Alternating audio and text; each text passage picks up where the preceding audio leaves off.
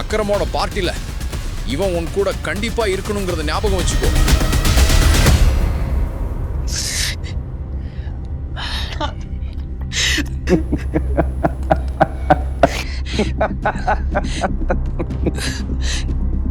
ஏன் என் வாழ்க்கையை அழிச்ச?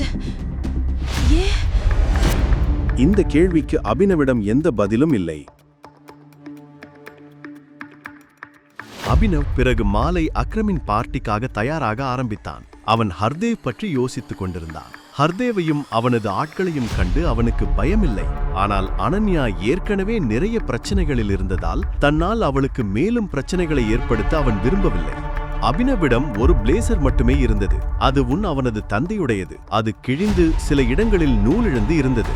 ஆனால் அபினவ் அதை அணியும் போது அதன் அழகு பிளேசரின் அனைத்து குறைபாடுகளையும் மறைத்தது.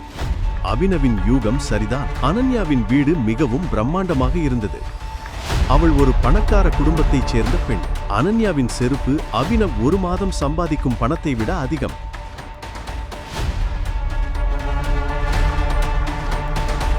அபினவை அனன்யா எவ்வளவு வெறுக்கிறார் என்பது அவளது கண்களில் தெரிந்தது. விருந்தில் அப்படிப்பட்ட முக்கிய நபர்களுக்கு மத்தியில் செல்வதற்கு அபினவும் பதட்டமாக இருந்தான். முழு வீடியோவை பாக்கெட் FM தமிழ் யூடியூப் சேனலில் கண்டு மகிழுங்கள்.